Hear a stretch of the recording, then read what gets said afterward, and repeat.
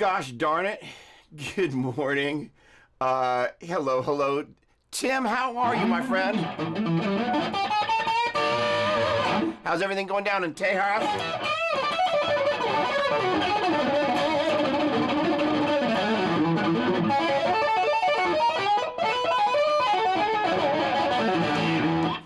Hello from California. All right, Alec, what's going on, my man? My MIDI scientist brother.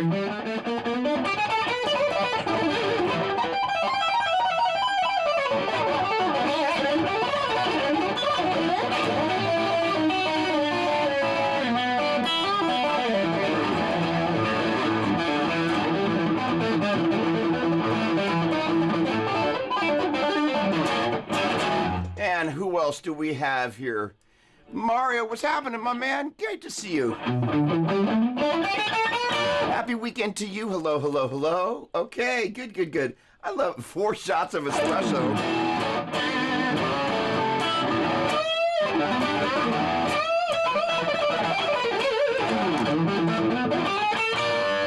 Chris, good morning. Always a pleasure, my friend.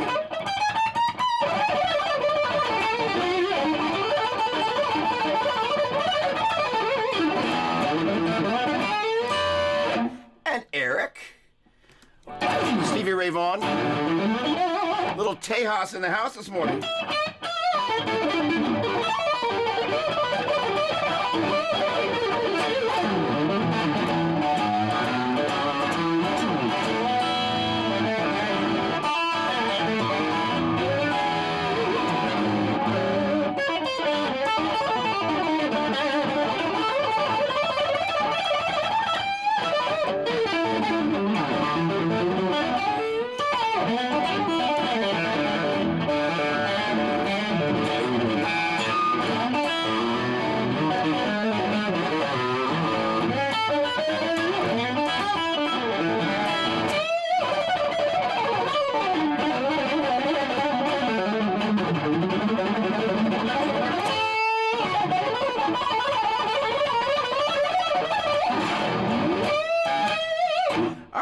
Now that I got that out of my system,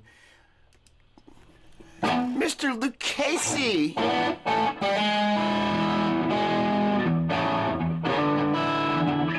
We got an actor in the house. Sweet as Georgia peach.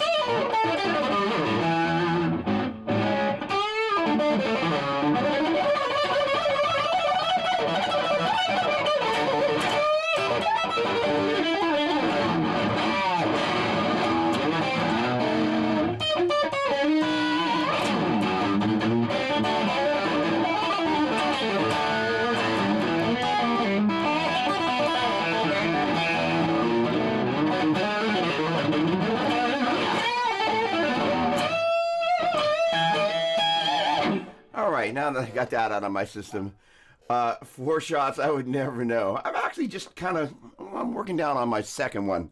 Well, I guess that means we better just kind of do the obvious. Ladies and gentlemen, it's time to raise them up. Let me know where it is that you're coming from and what it is that you're drinking. This is my favorite.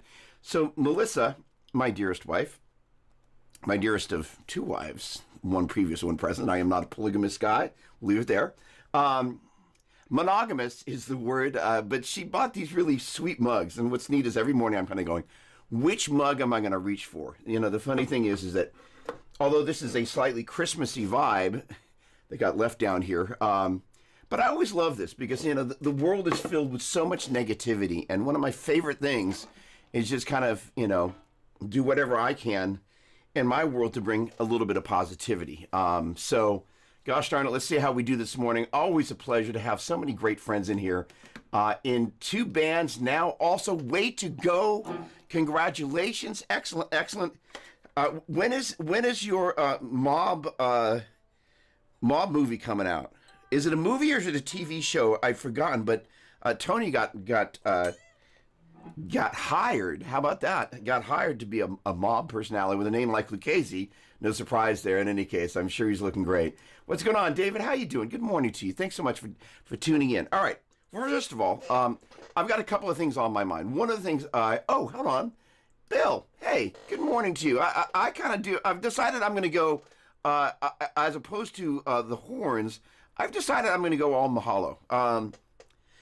For those of you that have been to Hawaii, it's kind of like, hey, we're hanging cool. I mean, things in Hawaii happen at a completely different pace.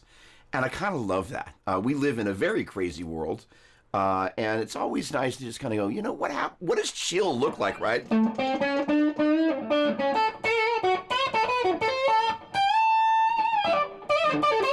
All right, so part of what I want to accomplish today, besides steaming my glasses, is one, we're going to start talking about taking pentatonic linearly. And I've got kind of a couple of different things. One of the things that, with the pentatonic, most of us have a tendency to have learned it, as I've mentioned before. I don't know, pin the finger on the donkey on the low E string, and they're kind of like, that's all we know. It's like, hey, we're in A, all right. Cut and paste the finger, right? What happens, though, when we want to start cutting and pasting up and down the neck, then we're kind of at a loss. So basically, conceptually, what I'm doing here is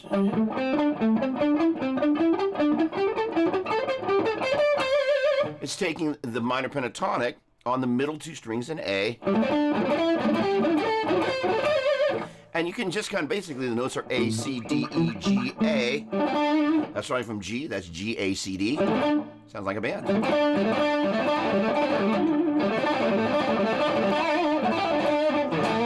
And the next box is going to be A, C, D, E. The next box is going to be C, D, E, G. Next one is going to be D, E, G, A. Next one is going to be E, G, A, C. And the last one is the octave of where we started, which is G, A, C, D.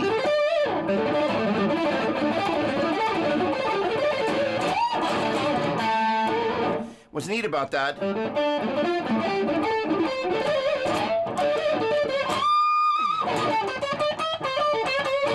and enables you to kind of hop off. Like if I play that note to those other patterns that you kind of reach, as you kind of climb this ladder. What's neat about this, because it's on the middle strings, makes it easy to go up or whatever pattern you're in.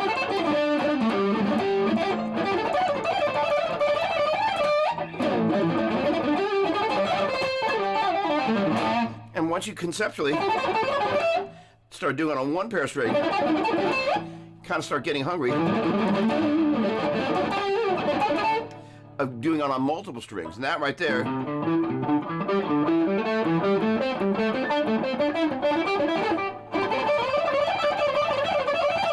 is what I call a side-by-side. If you were to take pattern number 1, pattern number 2, and play them side by side,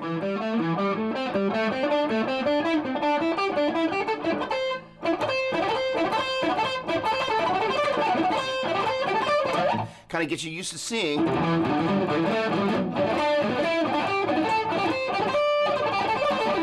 the different ways you pair. That's starting from the 1. This is the flat 3. This is the 4. This is the 5.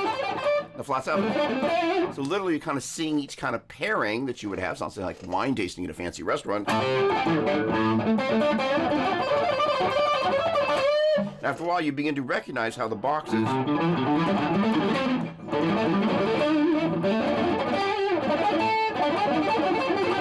begin to feed each other. Now, the other thing that's kind of cool, this little pair of strings right here,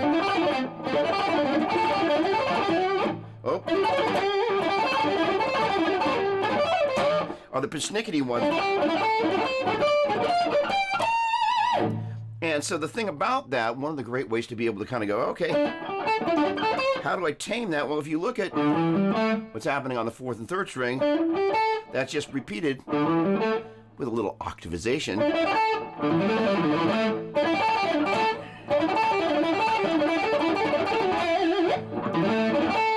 Then the next thing.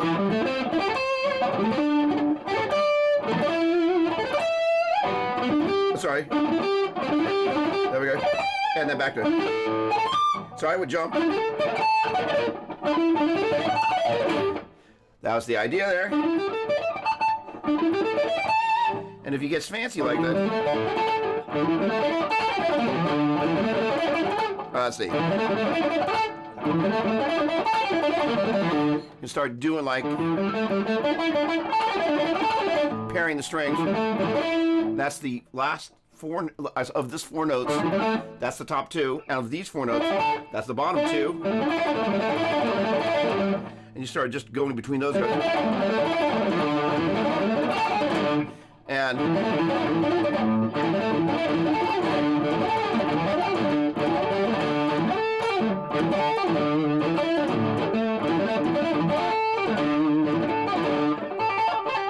And so on and so forth. What's neat about that, though, it allows you to kind of... That's a lot tamer than that sequence on the third and second string, but allows you to kind of take what you know over there and export it over there. That's what happens when I try and talk and play at the same time.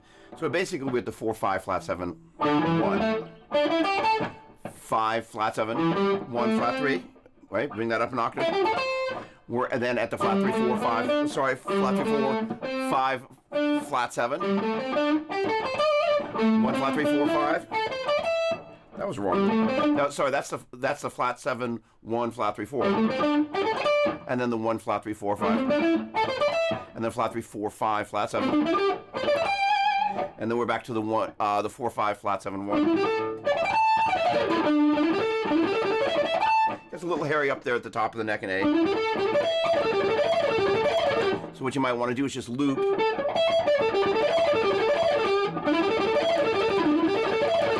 That little...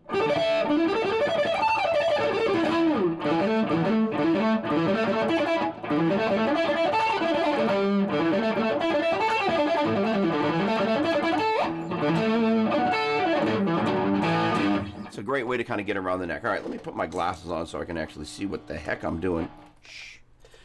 And, okay, it's all out. Alto Nights with De Niro. Wow. Showing the guy how it's done. Steve Greenleaf, how you doing, my friend? I was thinking about you yesterday.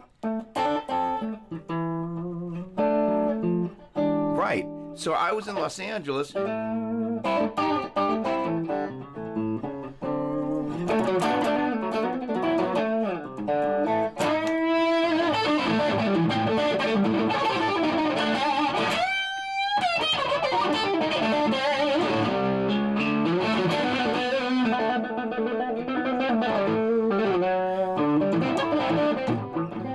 On a Thursday night.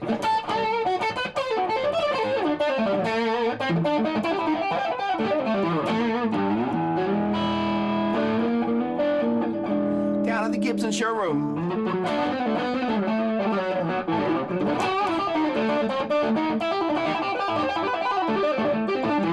Guy named Jared James Nichols.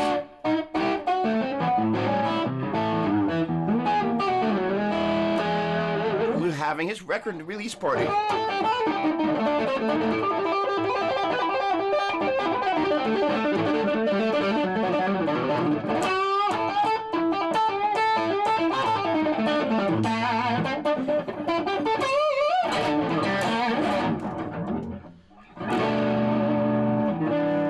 And his manager, Phil Jarquai, I don't know how you pronounce it, had this Jeff Beck There and Back t-shirt. And I was going, man, in 1982, I went and saw Jeff Beck, Simon Phillips, Tony Hymas, and who was the bass player on that? Steve. In any case, Steve Greenleaf and a bunch of my fellow Bay Area music fanatic cohorts from my teenage days, we all went to that show. Mike Sweetly. And it was just awesome. And so Phil had the shirt, and then I said, "Oh, dude, did you go?" And he said, "Oh, no, I was too young." I was like, "I wasn't." In any case, Steve was credited.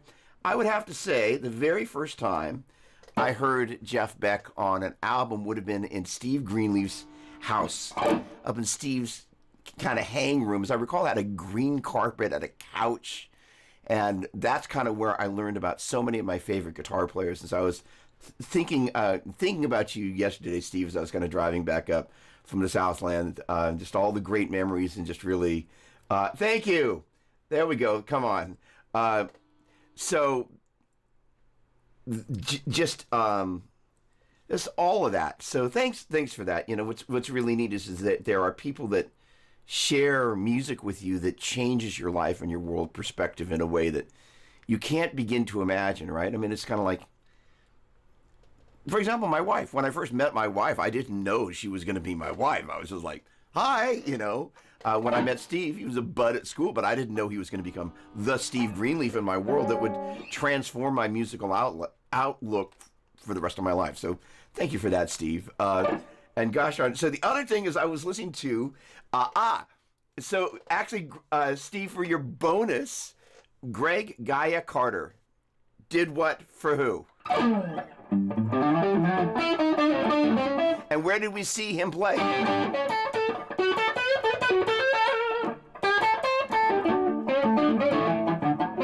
By the way, again, I can't see a darn thing without my glasses, but I seem to be running a little warm this morning. Good morning, Braxton. What's happening? What's happening? Terry, hello. Great to see you, my friend. Hello, hello, hello. Tony, Anton Shred. All right.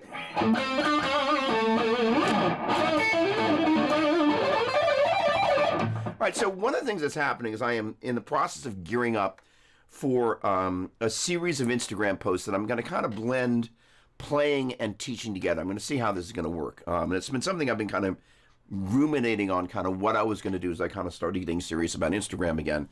And the neat thing is on Saturdays, we're going to be able to unpack some of these types of things. And one of the things that I'm big on,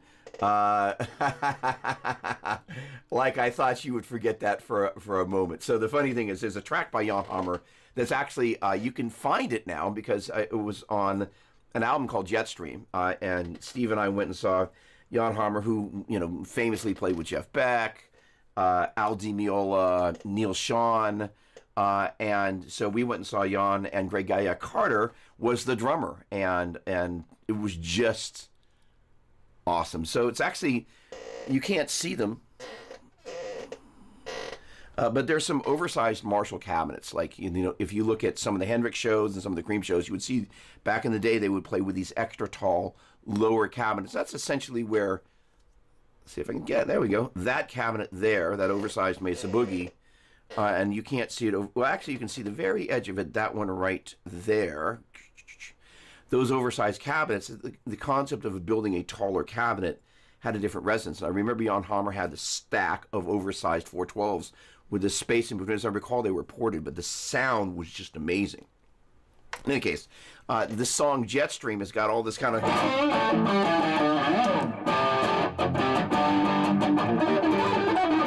He's got all this kind of pentatonic...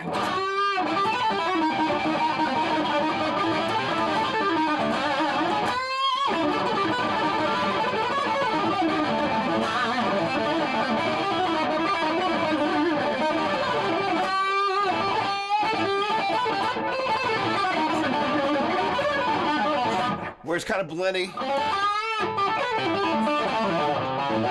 that major pentatonic with the minor pentatonic.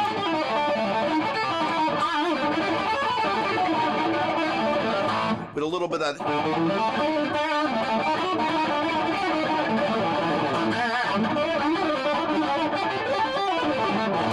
That tracks into...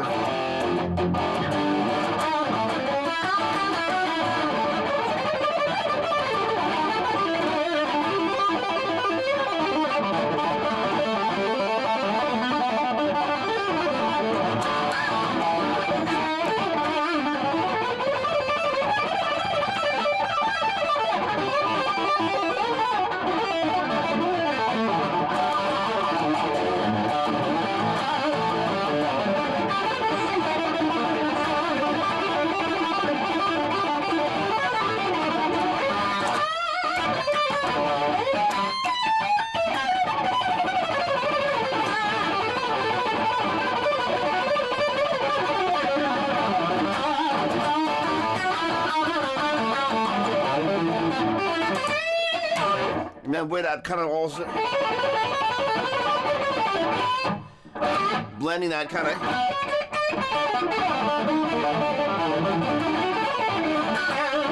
of essentially what I call the mixo-octatonic scale.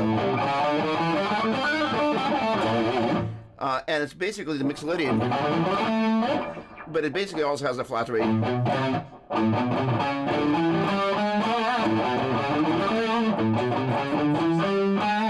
And then you can play the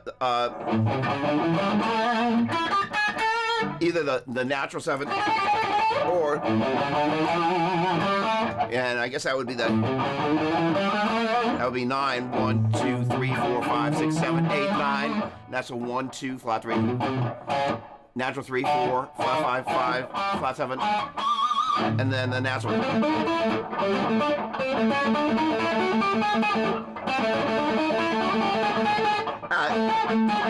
Oh, my pinky doesn't want to do that.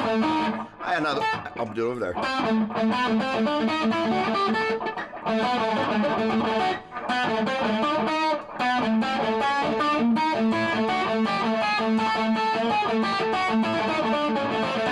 That's basically a 1, 2, flat 3, 3, 4, flat 5, 5, 6, flat 7, 7, 1.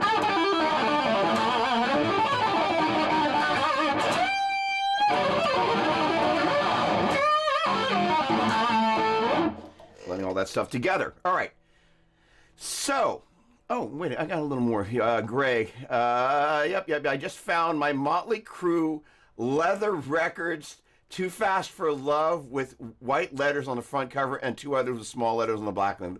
First one of only 900 copies made. All right. So, first of all, I was not expecting to go Motley Crue this morning, but we will go there.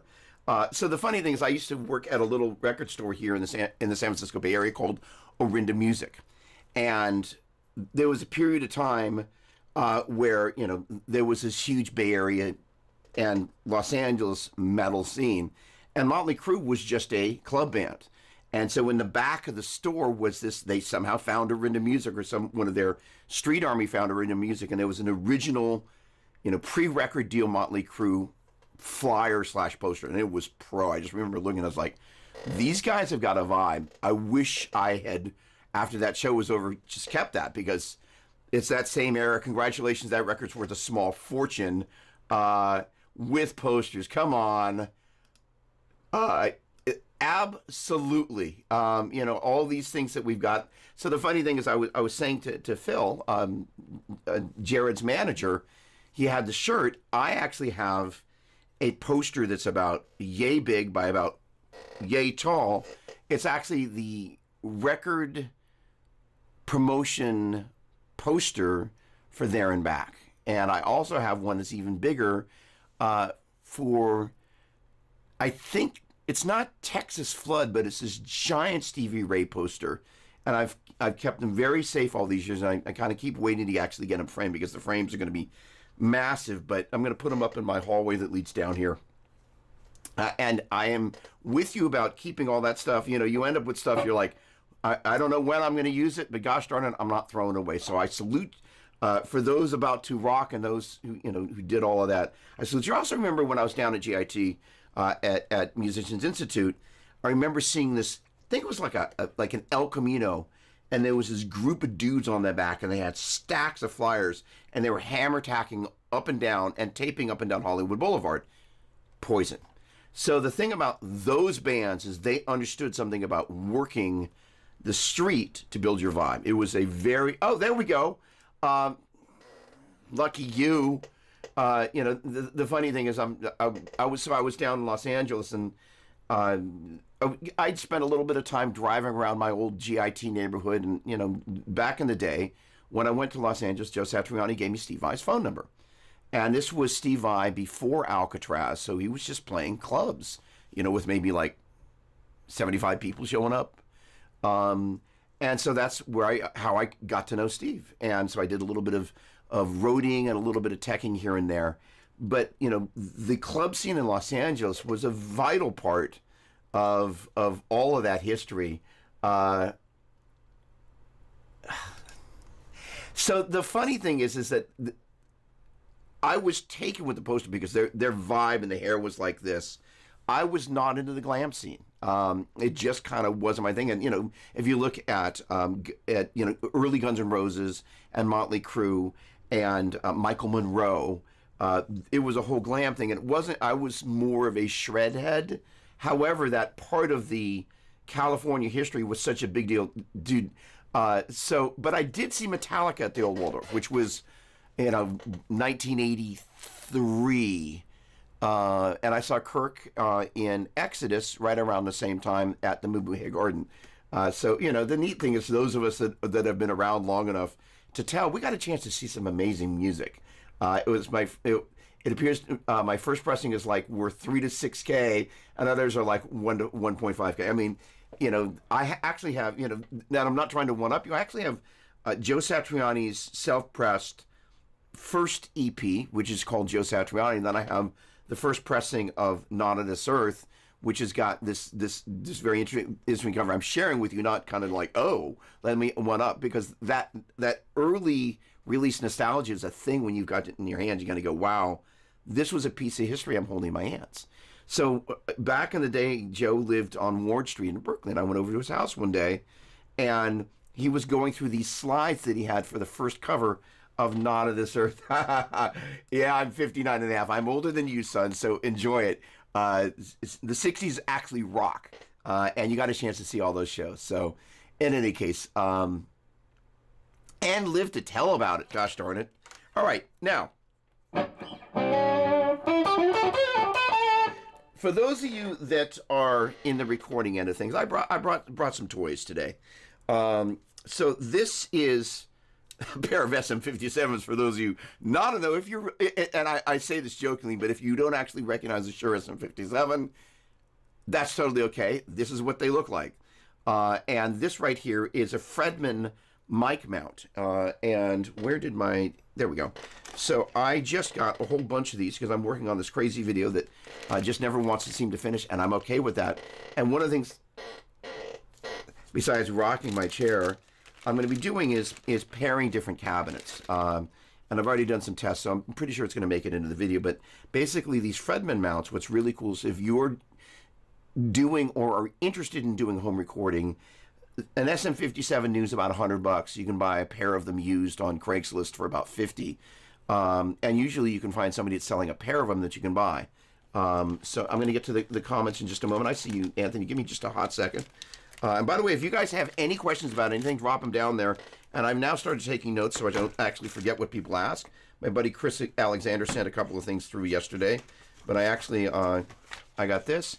And in coming weeks, you're going to see more changes around here. In any case, the Fredman mount, which you can get on Amazon for like El Cheapo, what's neat about it is these are set up so they're at a 55-degree angle.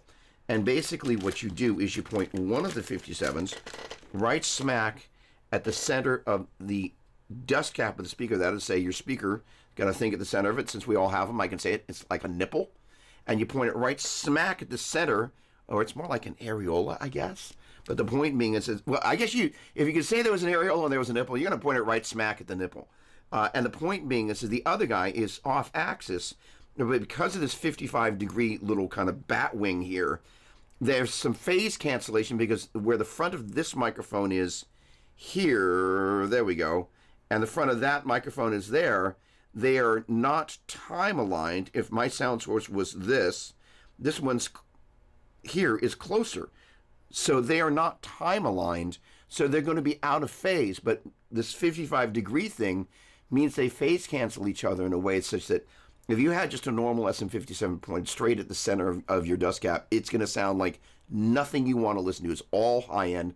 Traditionally, you would shoot for the edge of the dust cap and start from there. If that's too bright, you edge it towards the edge of the speaker. And if it's not bright enough, you bring it towards the center of the dust cap. But usually, being at the edge is about as bright as you want it to be. This kind of allows you to be right smack in the center of that dust cap, getting the brightest possible point. And then this guy, by shooting across and the phase canceling you get, gives you a pretty close interpretation of what it sounds like. It's not spot on, but for $200-ish, It's a great way to be able to easily, and the great thing about it is you pretty much don't have to know anything other than you plug in two microphone, and basically where the clip is, there's a little spot here. There you go. You can see that little line there. That lines up with the clip here, and you just kind of align the two such that they're both along that little line there, and the clip meets up with that line. Like,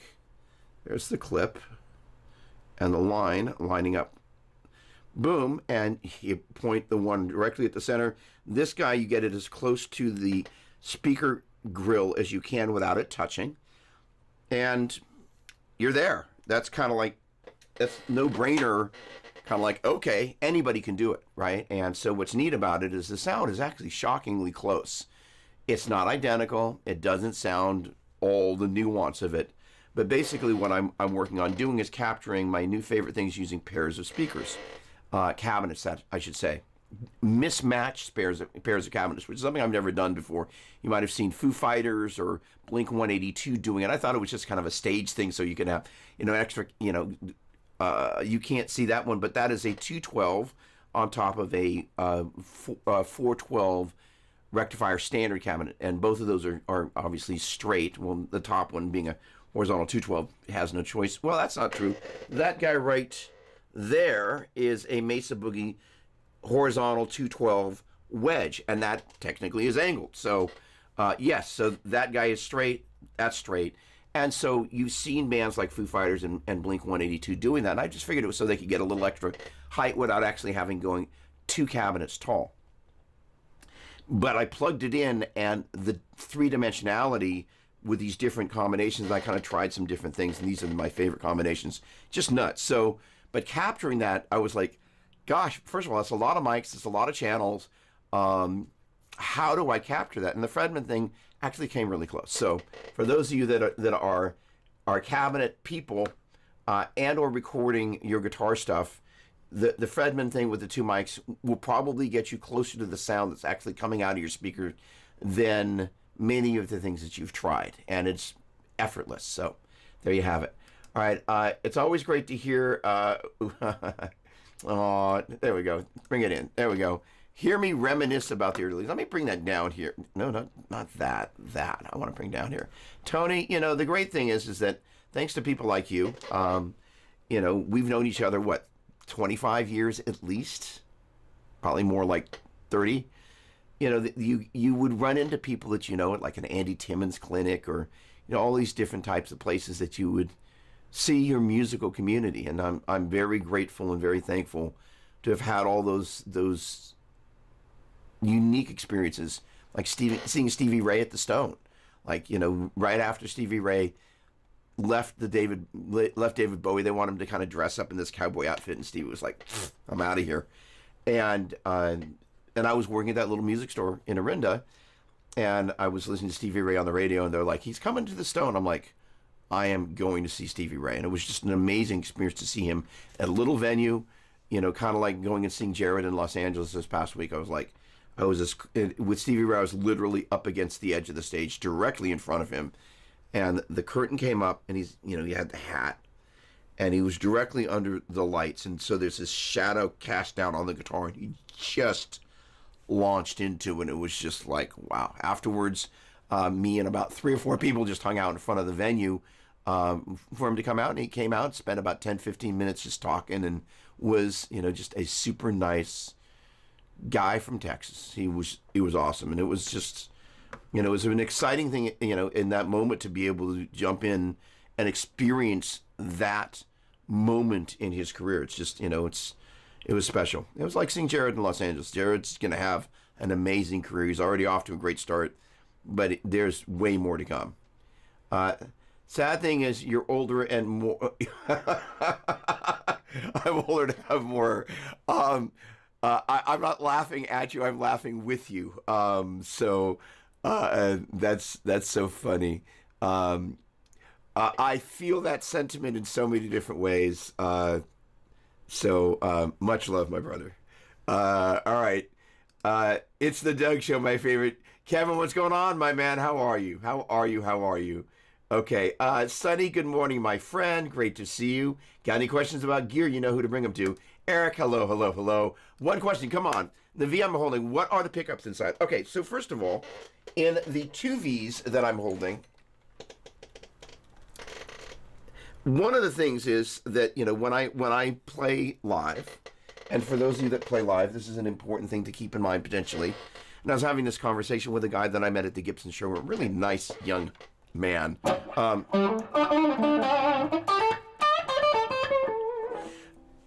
Gary Brower and I spent a bunch of time crafting this guitar from the ground up. This was one of the first choices we made. This is a DiMarzio 36th anniversary PAF. Now, my guess is they wanted to do a 35th anniversary PAF, but maybe it just spilled over into being the 36th year when they finally released it for whatever reason. But the point being is this pickup, I'm all the way down in the bridge position.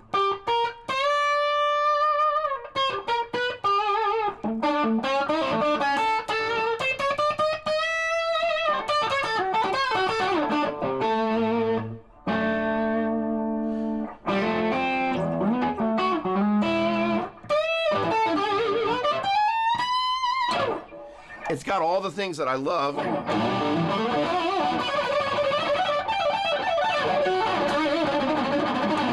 That I want out of it. I want a bridge pickup that's got enough gain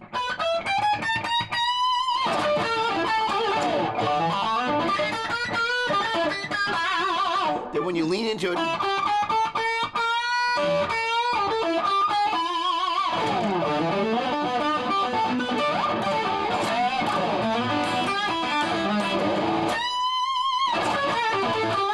but when you back off,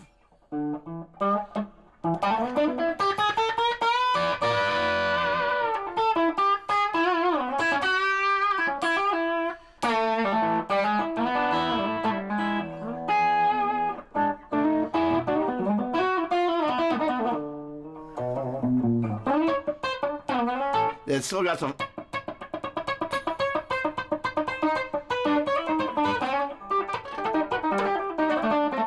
It's got some pluck to it and some little chicken.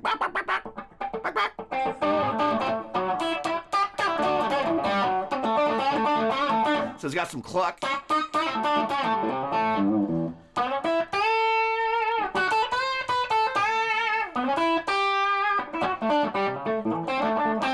And then go between that pretty easily, right?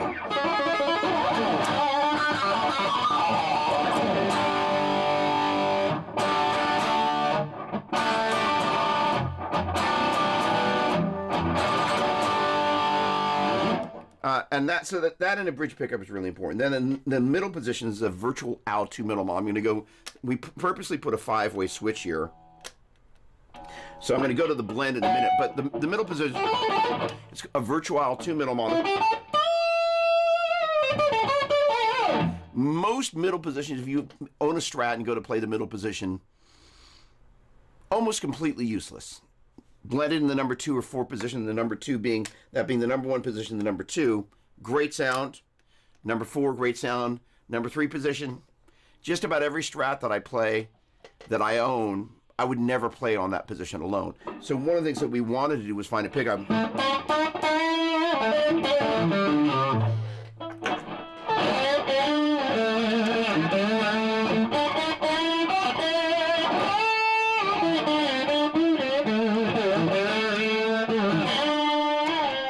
A little buzzy there. I can take the tone control and back it on.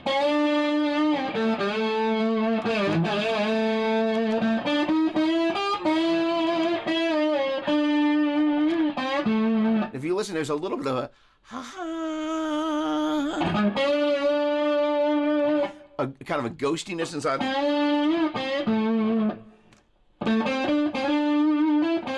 More with a slide. A breathiness, if you will.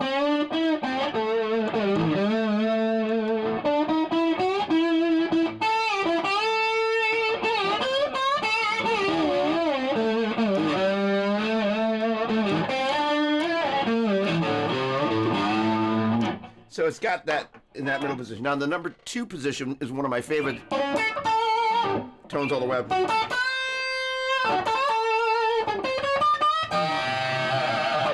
So it's got, I'm back in number 1. Got most of what you want in the bridge. Back to number 2. Got a little extra girth to it. It's for, again, for the chicky stuff.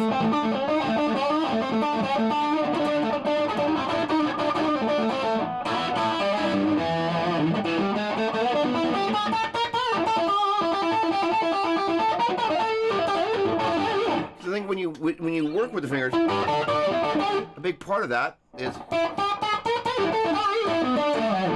that little chicky, that cluckiness.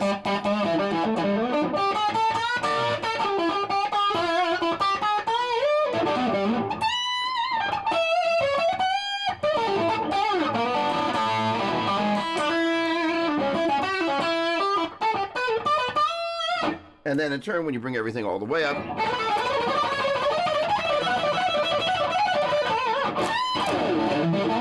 you get a little bit of that split sound, bridge, middle.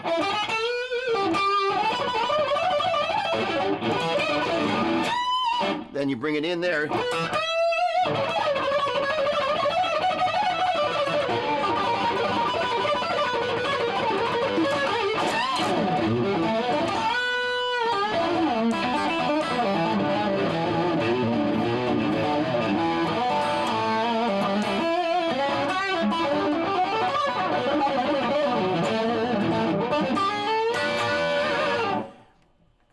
Neck position.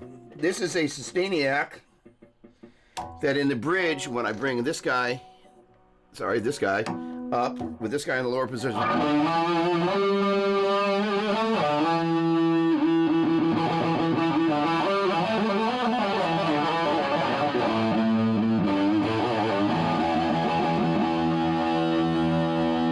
And when I bring this guy up, that hasn't happened before.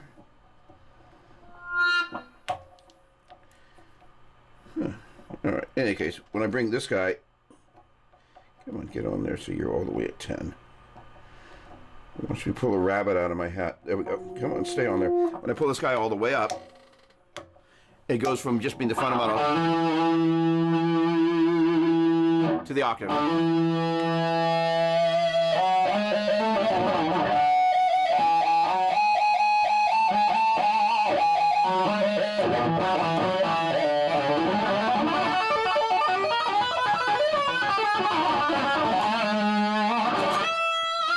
And it's set in such a way you can kind of sit on a note for a second, and then it blooms.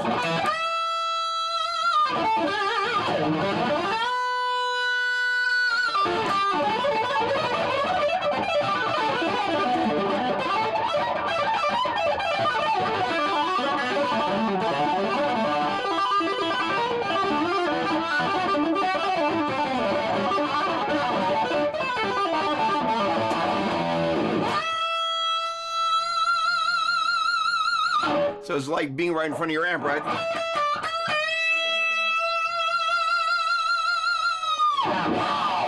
In any case, with that off, in the neck pickup, that's just the sustainiac pickup there.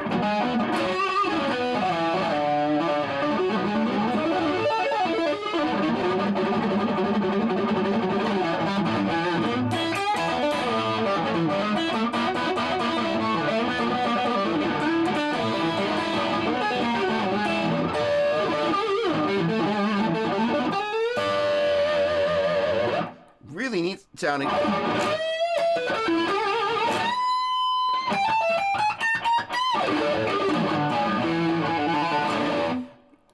When I was in the shop with at Gary Brower's place, Ryan, the second guy that works in the shop there, there's a super reverb that's there that's basically Neil Sean, Joe Satriani, basically anybody that goes into the shop there has played through. It's the best super reverb I've ever played. So I was playing away in there on a clean tone, and Ryan kind of his head kind of came around the corner. It was like, that's a Gibson, right? Because it's got...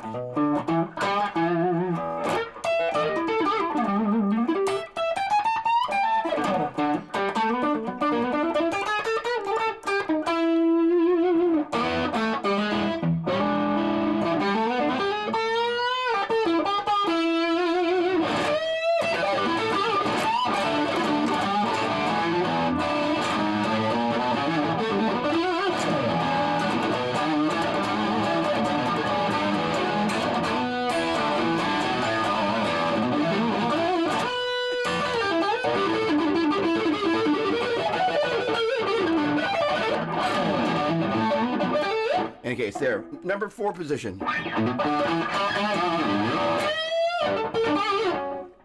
Everything that is slightly bright about this position right here.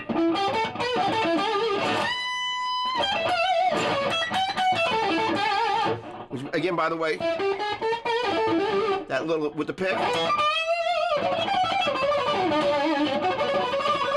And slightly telly-ish.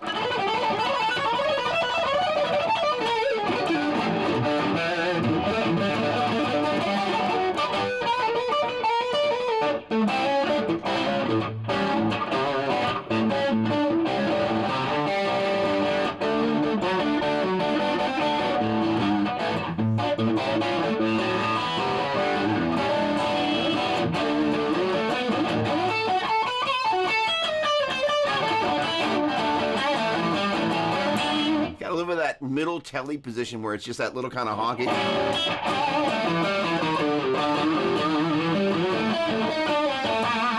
In any case, the number 4 position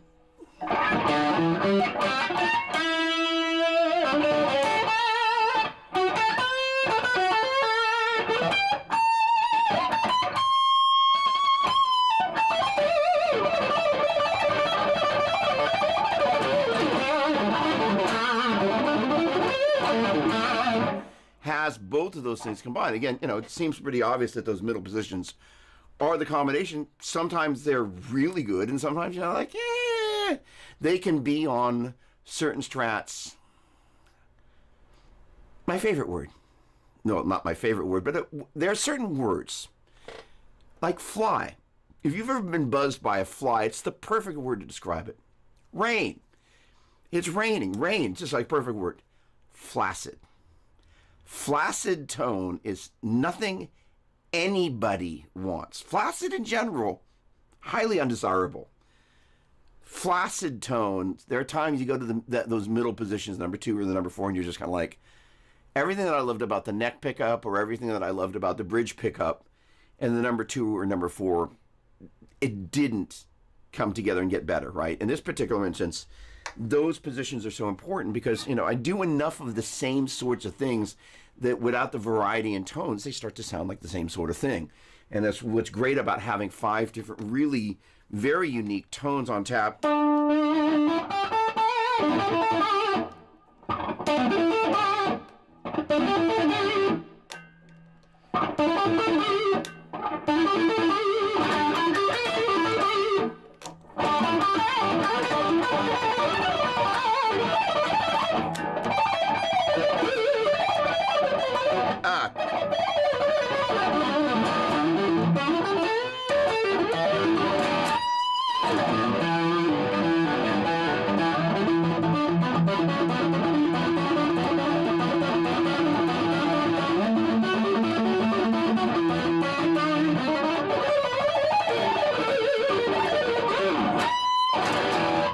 So, to answer that question, that's what's in there. So this middle guy, sorry, the bridge is a DiMarzio PAF 36th anniversary, or 36th anniversary PAF. Great pickup.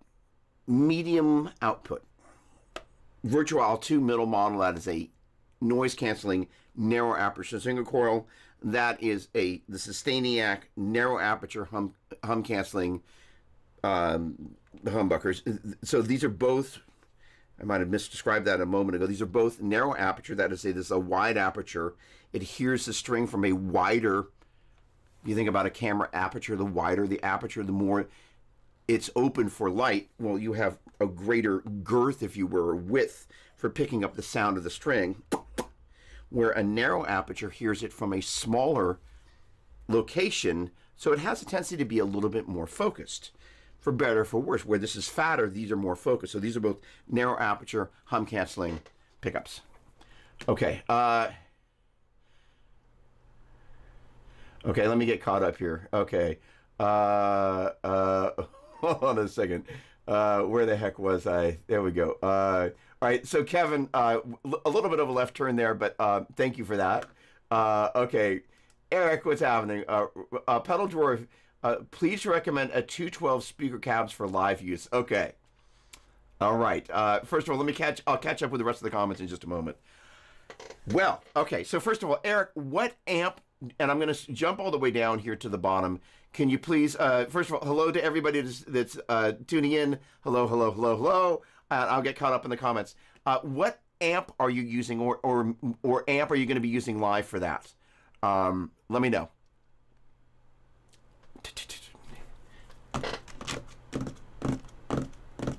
If you're still in the room, let me know. Let me know. Maybe you're driving. Okay. So I want to answer that. So here's the thing. I'm going to talk about it. Generally speaking, I'm not traditionally a huge fan of 212 cabinets. I love 412 cabinets. I love 212 combos where the design, for example, a Roland JC120. There we go. Thank you. JCM 900. Okay.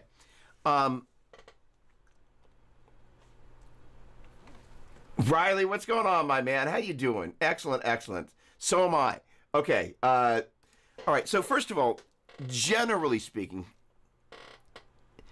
when an amp is designed, this is a long conversation that I had at the NAMM show 25 years ago with Peter Stapfer.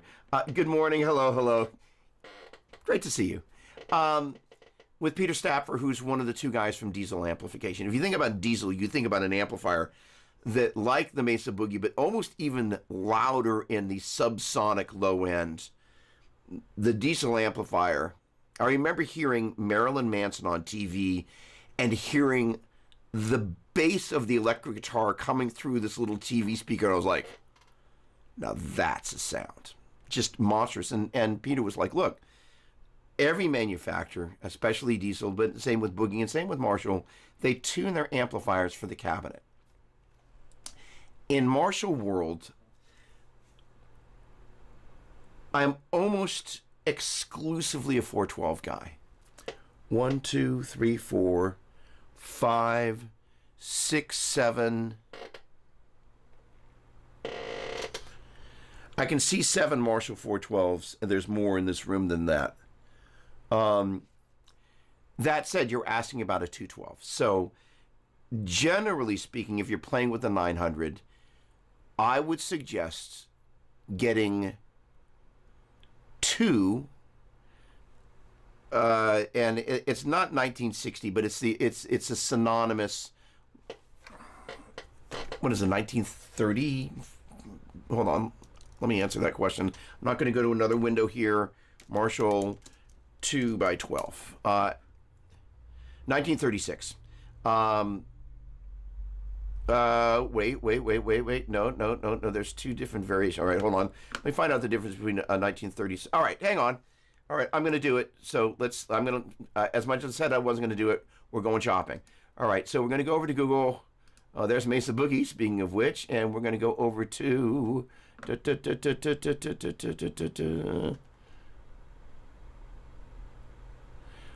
it is. Okay, so let me walk you through exactly my process here. Because, gosh darn it, there's a 1936 and a 1922. So the first thing I'm going to do is I'm going to profile these. I'm going to kind of go why and what. This, by the way, I look at the price point. I know this is kind of their lower line. Stay away from it. Then there's also a JVM. Okay, so we now have 1, 2, 3 options. So now what I'm going to do is take a quick look at, first of all, number of stars and number of reviews. 5 stars on 12 reviews. That's telling me people love it. No, thank you, Guitar Center. All right, let me find, actually, I'm going to go over to Sweetwater here, and I'm going to look for Marshall. Oh, UK cabinets. Okay, hang on a second. Let me just open up a new window here.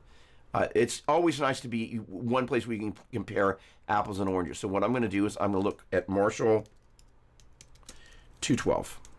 So this is going to allow me to take a look at everything. And what's neat about this little page here is it allows me to, first of all, not only best match, I can also look at most popular. Now, I've never known for a fact what makes these most popular. Is it the most recently sold? Is it, because if you look at the number of, that's got 16 stars, that's a bundle there. But let's look at this cabinet. It's got 15 stars. This one has got 13. Appears to be more popular. However, we're going to disregard the combo here, and we're looking at the different cabinets. Now, this will be judging by the price point, a Chinese-made cabinet. My guess is yeah, it's got 70, 80 speakers, though are not as desirable as what I would imagine. Okay, you got the G12s in here, which is more of a vintage sound with your JCM. This is not what you're looking for. My guess is you are looking for, my first place would be this. All right, so the deal is, without going too far down the rabbit trail, the speakers that are in here are the G12 T75s. This is a closed back, come on, 212 cabinet. Now, one of the things that's kind of cool is that you basically, on the 412s, you have the ability to run them in stereo, but this still has some options. So you run, if you want to kind of piggyback your cabinets. Most of the time, by the way, this is one of the things that I learned this week. One might think, I'm going to jump back over here for just a quick second. When you go out of your amp, you go into one cabinet, and you piggyback out of that cabinet's through output. Most of us would think, guilty as charged, oh, I'm running my cabinets in series. Because the cabling implies like your pedals on your pedal board, one into the other. I'm in series.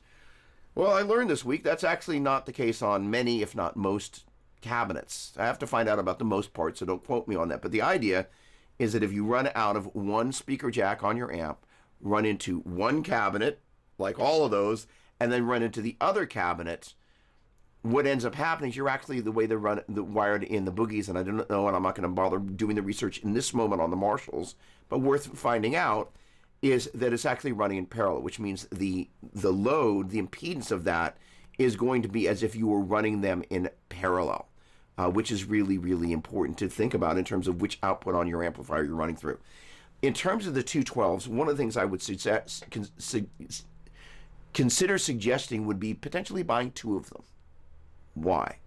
Because it means that you can stack them one on top of the other and have the benefit of essentially a 412 closed back cabinet, a straight, what's the equivalent of a 1960B straight. 1960A has got an angled front. The advantage of the A, especially on a smaller stage, and this is you're asking about one of my favorite subjects ever. In Marshall world, if you're saying, Doug, what cabinet would you suggest? And I'd say you're playing a JCM 900 or an 800, I'd say just go out and buy a 1960A with the G12 T75. Just don't even think about it. The reason being is the girth of a 412 cabinet and the angled front of the 1960A means on the sort of stages that most of us play on, we're actually hearing what our sound actually sounds like. Chances are the bottom speaker is going to be mic'd. It will be a little bit fuller than what we're hearing out of the top, but at least one, we're not depending on monitors to hear ourselves unless we're asked to turn down to the point or we're playing on a silent stage. But the point, I'm seeing lots of comments coming in. I'm going to get caught up in a minute. But the point being is that for me, one of the most important things, I've got to be on axis with whatever's going on there. In my world, and I have not played the Marshall equivalent, I actually am in favor of the vertical 212s. Those are my absolute favorite cabinets in terms of 212. So I've got one, so you can't actually see, I've got three of them in the room here. And basically, as Albert will attest, what's neat about it is it allows you to, even with a mono setup, to get them on opposite sides of the stage. And if you like to stand somewhere close to the center, you can then have this great blend of both cabinets kind of meeting you where you are, and you just feel like you're filling the stage with sound. So when owning a 212 cabinet, where possible, having two of them is great. In Marshallville, so long as it's not a giant consideration, maybe it's your back, maybe it's the space, all of the above, and you're asking about a 212, I'm kind of answering that, but with yes, but. 1968 with a Marshall, a JCM Marshall, as well as JVM, just the 1968. You just can't go wrong. It's the perfect cabinet. That said, that little 1936 is basically the 212 version of that. And you could buy one of those, and you could potentially turn it on end.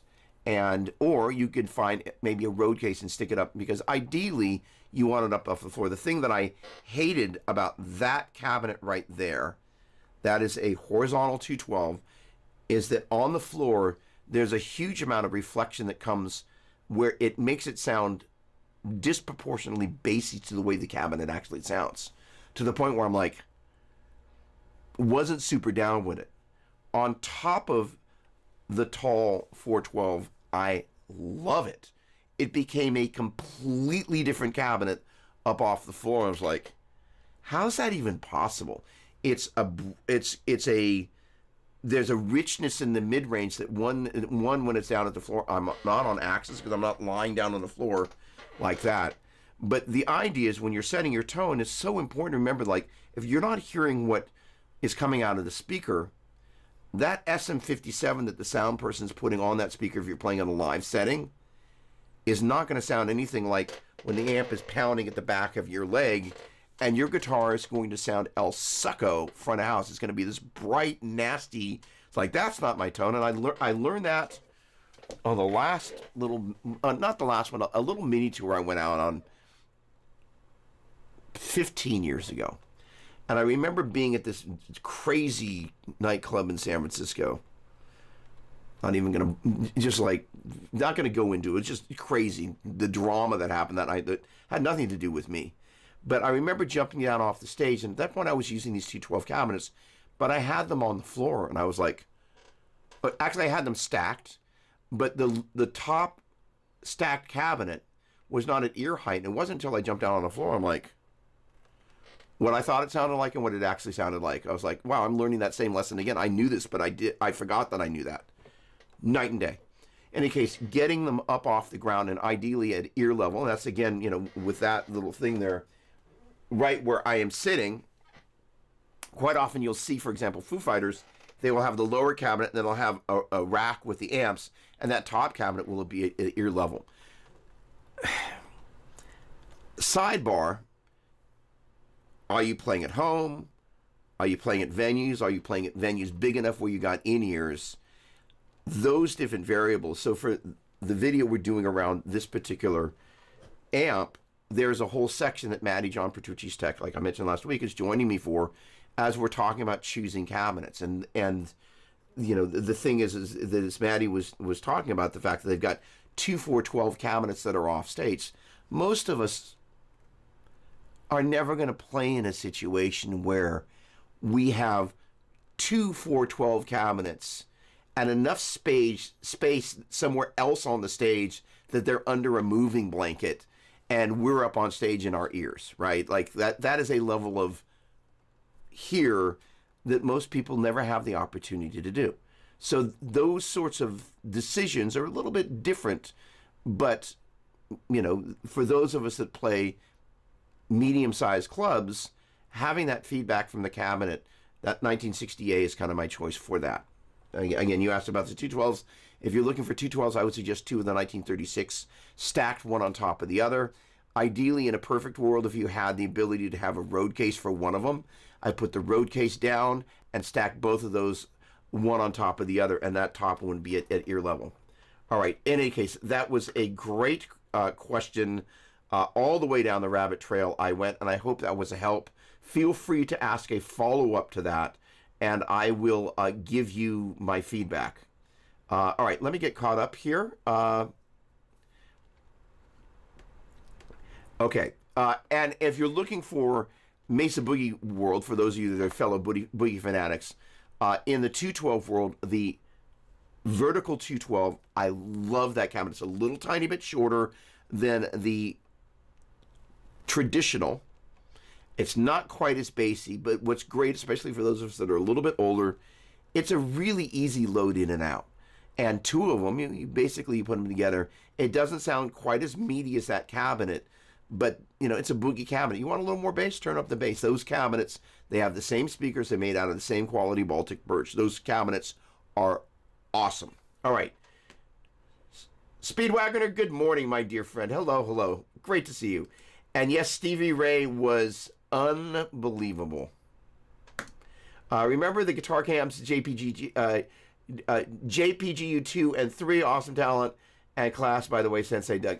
Very kind. Thank you very much. Much appreciated. Thank you. Mike, what's going on, my man? Great to see you. Hello. We were playing text tag yesterday. We look forward to catching up.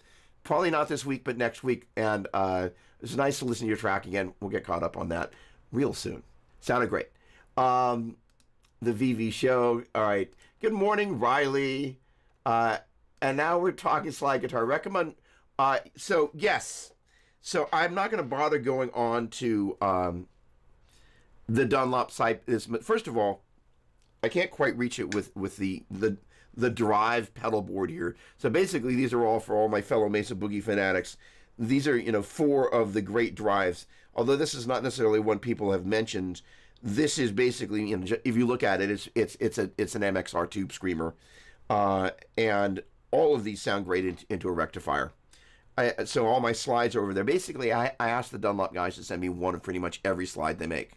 And I think I was in a music store in Australia, Taree, I think is the name of the town. And they had a slide display. It was really cool that Dunlop does this because you can literally try on every single one of the massive range of slides they've got. And I really resonate with a...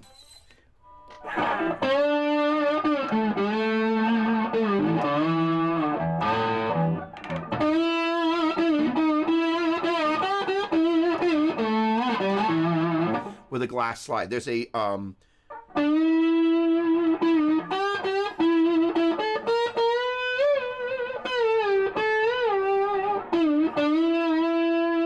there's a vocal quality to it. If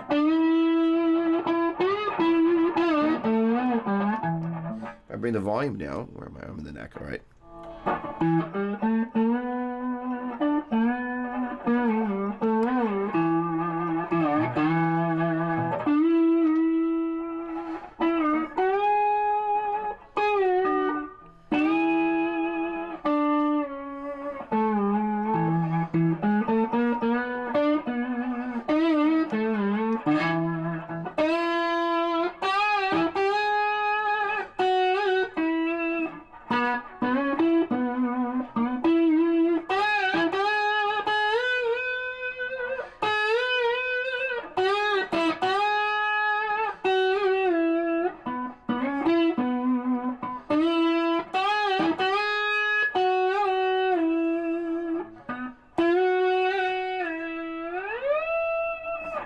Really a beautiful sounding slide. The metal ones sound metallic.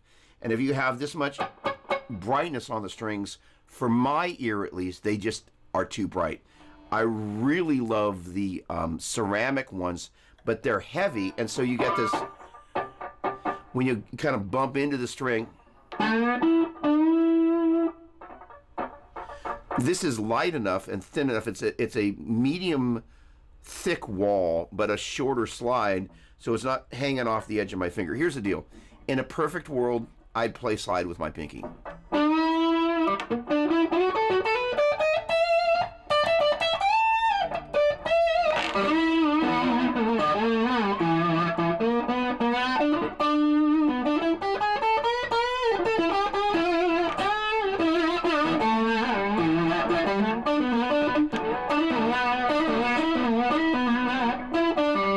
It just feels completely unnatural.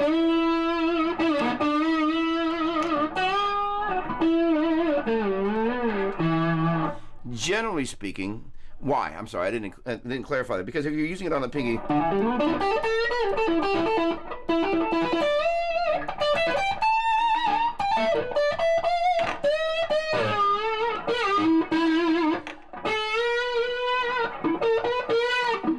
especially if you're a player that doesn't use a lot of pinky.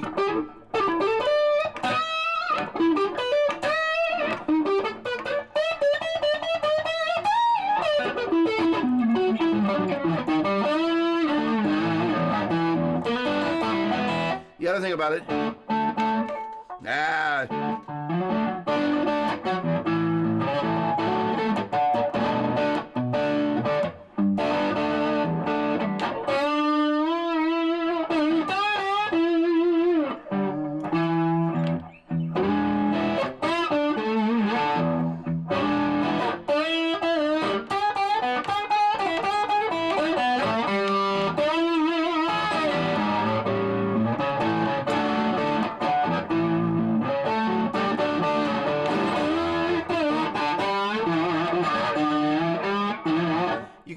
that stuff, which is groovy, except for the fact that in the same way,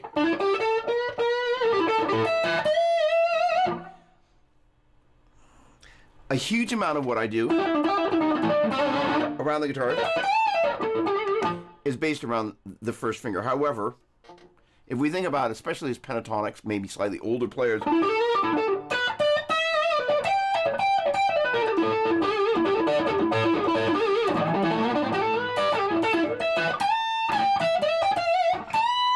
that third finger is the money finger, right?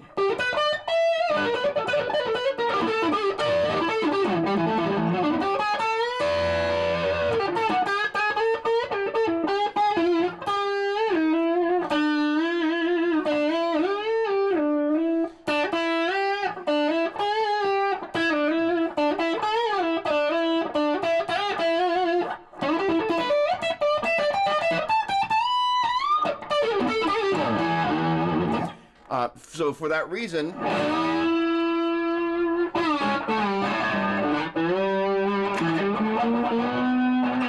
oh, and so the other thing about this slide, it's got a crack on it. When I sat in with Joe Satriani and Steve Vai and Eric Johnson at the G3 tour, I figured, I don't know, I'm going to bring a slide. You never know. And so it kind of kept it up on top of the amp that was there. And I just kind of was like, yeah, I'm going to go for it. But when I was done doing a little bit that I did with the slide, you don't want to take your slide off. I didn't have a place to put it, so I hucked the slide, and Joe was there. And so you got to kind of huck the slide such that it rolls and stops at the back edge of the stage. You do not want Joe Satriani slipping and sliding on your slide. That is not what you want to do. So by the time it hit the floor and kind of came to a stop on the back line there, it's got this crack in it that you actually heard there. That's this. There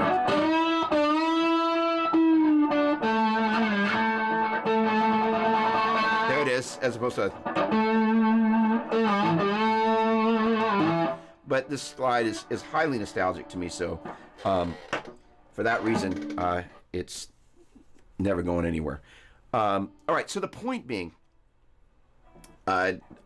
this is medium length, medium width glass wall. I think it's basically Pyrex glass, but it's got a really pretty sound to it. Again, it's very vocal. If you like players like,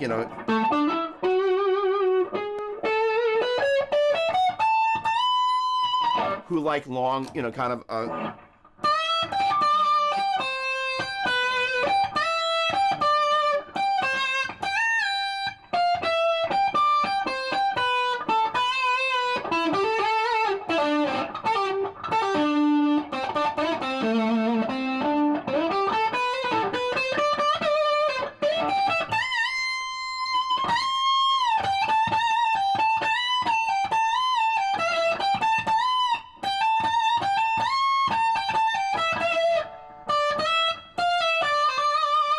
whatever.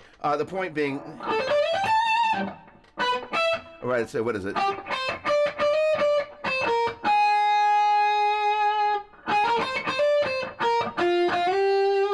If you like that type of vocal playing, that's where.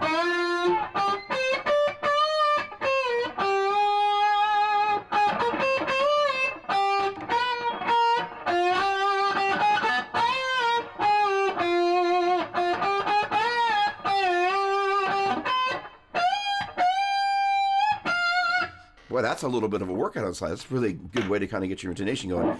The point being is that sound of that slide for me is most like the logical place I would want to go from a traditional sound that I might use for the widest range of things to a slide sound without having to step on something, either turn it on or turn it off.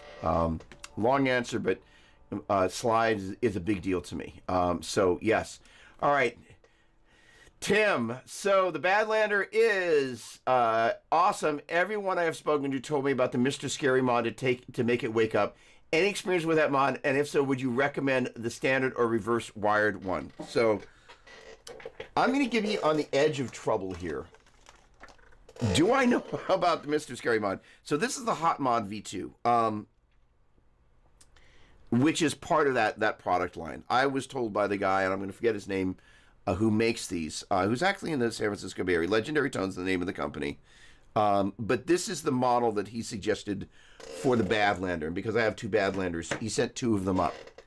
Now, here's the deal. The moment you put one of those in there, if your Badlander is under warranty, you will take your amp out of warranty coverage. Mesa Boogie is adamant, no. So, at your own peril. So this is the only one that I've got, and in all honesty, I have not yet, in the midst of, and he was very kind to send these up. In all honesty, I have not yet had a chance to try them in the amps. One of the amps, actually, one of the amps that's here, actually, the funny thing is,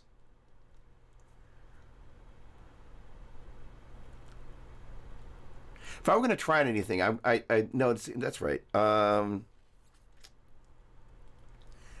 should be able to drop this into the Badlander 25. Here's the deal. It's not supposed to be great for your amp, but lots of people use them. And the Mesa Boogies folks are like, it'll void your warranty. That said, part of that is that anytime you start messing with tube world with your amp, things get changed that are outside of the usage spec-wise of the schematic that was drawn for that amp with values, so on and so forth, where things are supposed to perform at a certain level rating for that circuit to work in the way it was designed to work. So you start messing with some of that stuff. I'm not an electronic, and I'm not an electrical engineer, so beyond the edge of my area of expertise, other than to say you're changing relationships that some manufacturers will go, that's going to void your warranty. That said, your amp is used. People who use them, and I haven't had a chance to try it yet, and I'm actually excited to try it, love it. That said, the majority of people that live in rectifier and Badlanders inside the world have a tendency to use one of these three pedals right here, as well as this one right here. And if you're looking for the no-brainer, can't go wrong place to start, the SD1, I bought it is the pedal. It's kind of a no-brainer $60 Dunlop pedal. Sorry, my bad. Boss pedal. I bought it used at Guitar Center. I haven't been so excited to buy a $60 pedal since I went to get that because it sounds great into rectifiers. And the idea is you turn the gain all the way down, you turn the level all the way up, and you step on it, and it beats the snot out of the front end, and it just gives you more. I would suggest starting there, and then bring the gain up. Just a little bit. A little bit goes a long way, but that may get you to where you want to be, where you're like, oh yeah, and it's $60.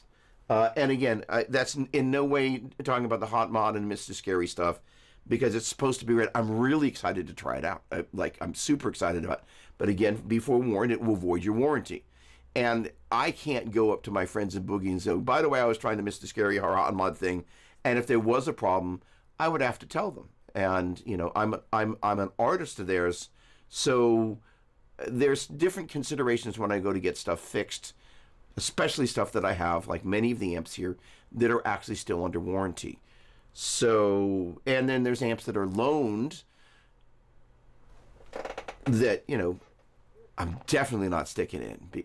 In any case, so it's nuanced. I'm just trying to be honest and ethical about it. But I got to tell you, I'm really excited about it. I just haven't had the right moment to go, let me plug that in. So I would strongly suggest the SD1 is a great place to start. Again, keep the tone at about noon. Maybe back it off just a little bit. But start at noon, volume all the way up, gain all the way down. And then you can ease the gain up a little bit, but start off without any gain going, because what you're doing is you're pummeling the front end of the amp. You're basically adding an additional gain stage that's just adding additional gain stage. So you don't necessarily need to bring the drive up on that unless you're like, and I was just sitting here one day and I was like, I don't know what happens. And that's the same thing. I found that most of the time with these drive pedals, I take wherever the tone controls and normally start at noon. I back it off just a little bit before noon. So it's a little bit less, just a little bit less top end. But that's just me personal. I didn't answer your question specifically about the different models to wake it up. But that for me, and so I will also go so far as to say this. Long car ride back from LA yesterday.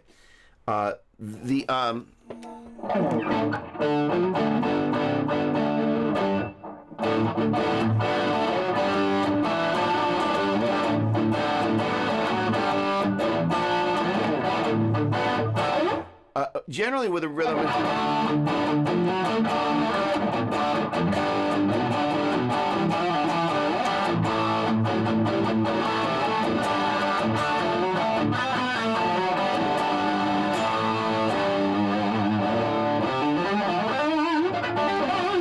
There's a mid-range.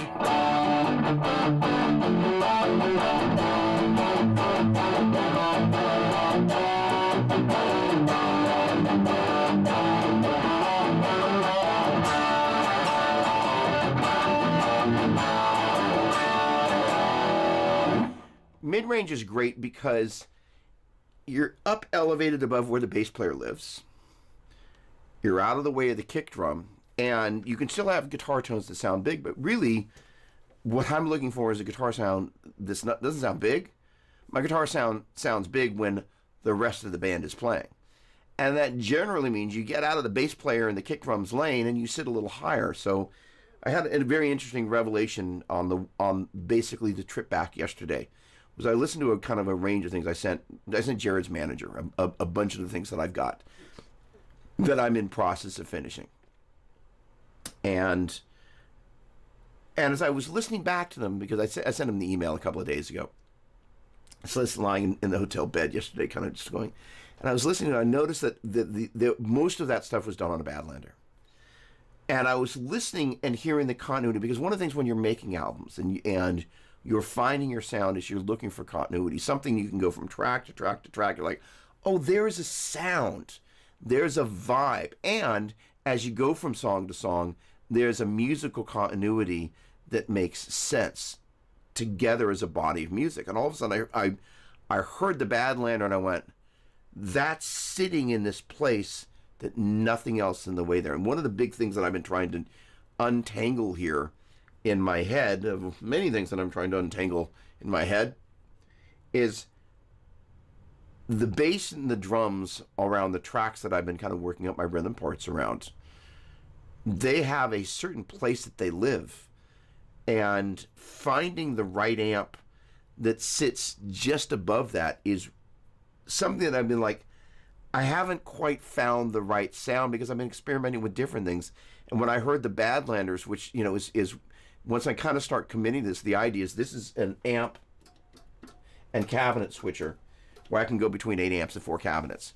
And that's one of the things that I'm going to employ, not only for this Badlander video, so you can hear the difference between, you know, EL34s, sorry, 6L6s and EL34s, and Bold Power and Spongy Power, and, you know, all the things that you would do.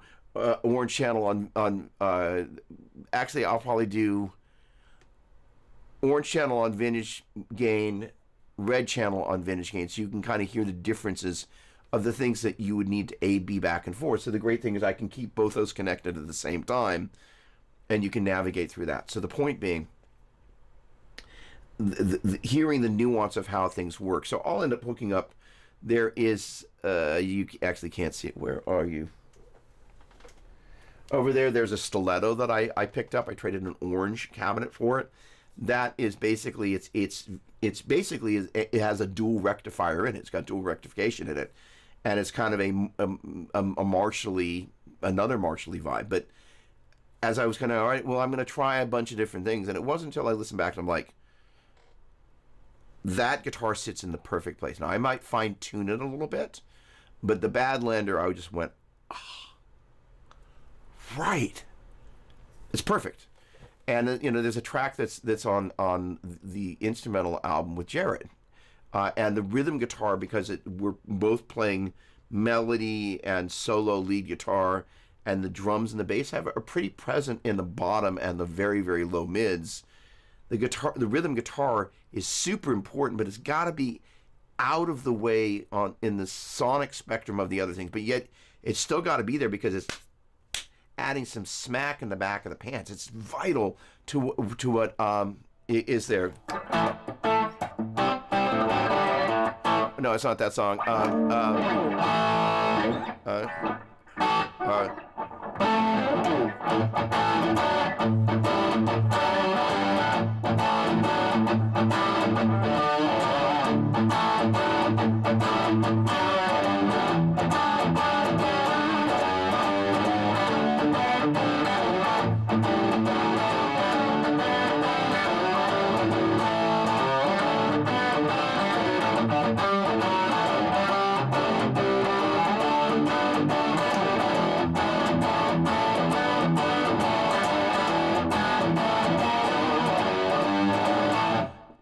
That is the track.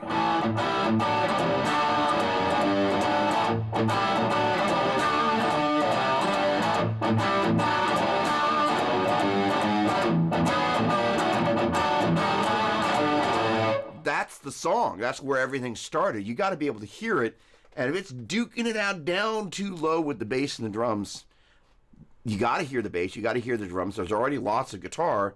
That's the thing. If I don't get it right, and that's when I was like, Badlander. Digress, but it's hugely important. That thing is insanely badass. I think you're probably talking about the guitar. There we go. Let me clip that in there. All right. Thank you, my friend. The Sustainiac, that is. Yes. Gosh darn it.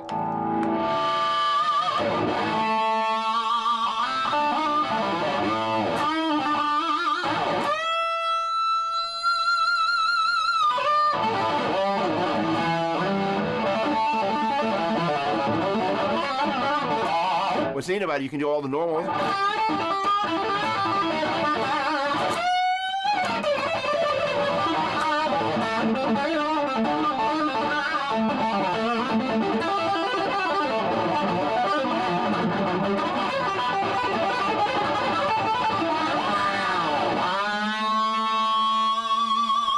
The normal stuff you might do, but it's on and it only grabs.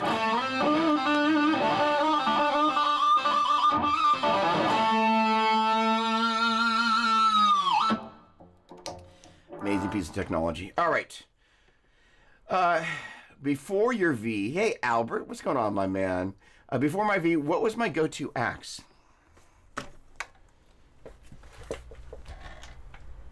I tell you, I'm not going to do that today. There's too much stuff here. There's a guitar here that is still in the arsenal. I don't play it that often. Her name is Goldie. She's a gold top Les Paul, and that guitar changed my life. A guitar, and the thing is that the backward story of this, there is a lawsuit era Ibanez. It's actually not even an Ibanez. It's from the same factory that they made the Ibanez, but it sits upstairs in the bedroom, and because you can put a flying V on, it'll stand up like this. It kind of sits in between. I've told this story before. It sits against the wall next to a dresser that our TV sits on. So that's how I get away with having a guitar in the bedroom.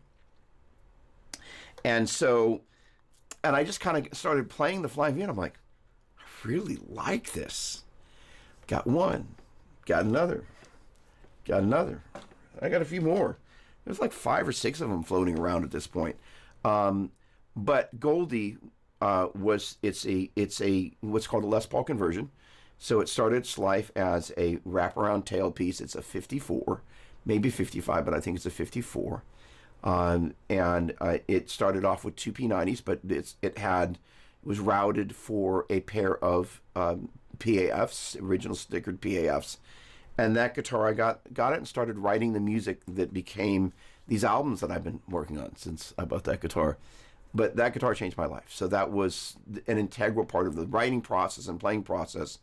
But then kind of the V thing kind of came along. So I pulled, Goldie is out just such that I can play it whenever I really feel really called to. And so last week I spent some time hanging out with that guitar. It'll probably make its way into the video for this, might not. But the point being is it does a very particular thing that's very special to me. But sometimes it's kind of like your favorite restaurant. You don't go there every day.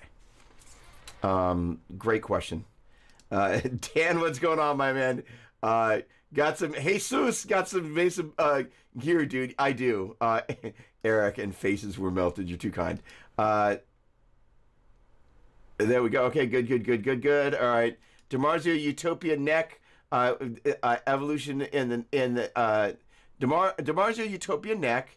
Evolution the neck. Fast track 2. Single coil for the gem. Blue floral. Sunny. Awesome. Excellent. Hello again. Cheers. All right. Evolution of the Brit. There we go. Yeah, right. That makes sense. Good. All right. I put a Devil's Triad in front, and it was nice. That add a little more gain, and in the conversation with a friend, he and the others suggested Mr. Scary.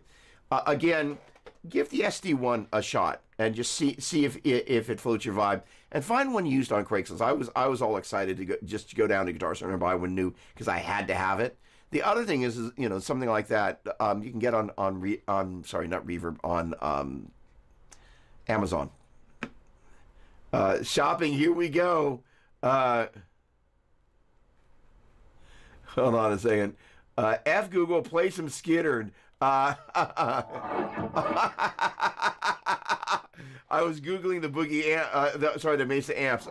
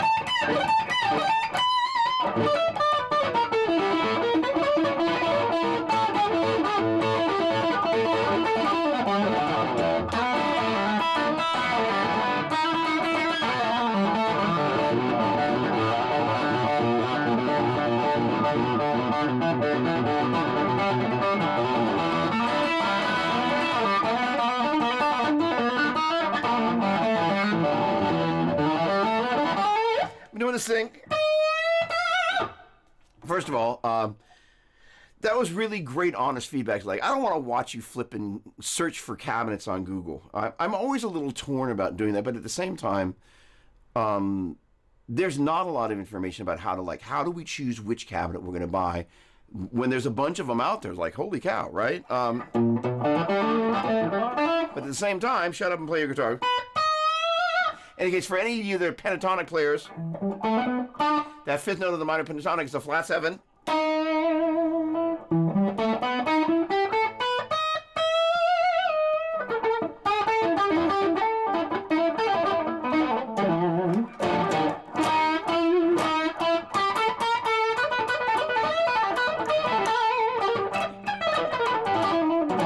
You can use that kind of a...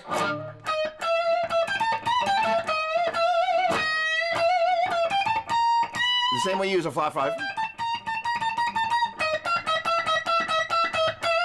Gotta make a face out.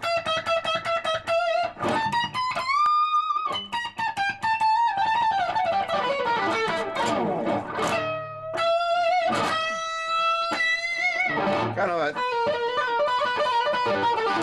could George Lynch kind of uses a flat 5.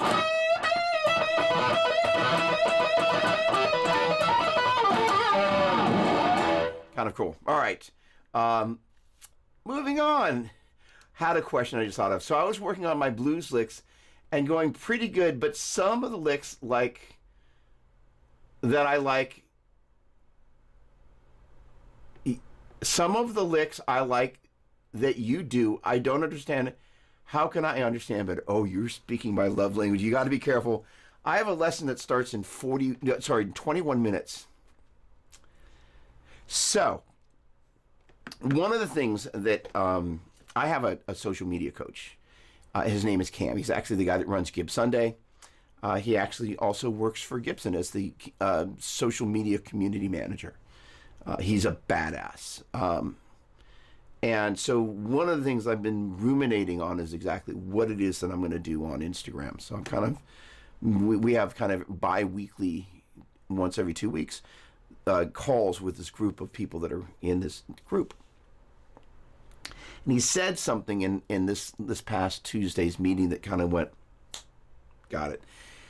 Because the thing is, I look at guys that are blues, kind of,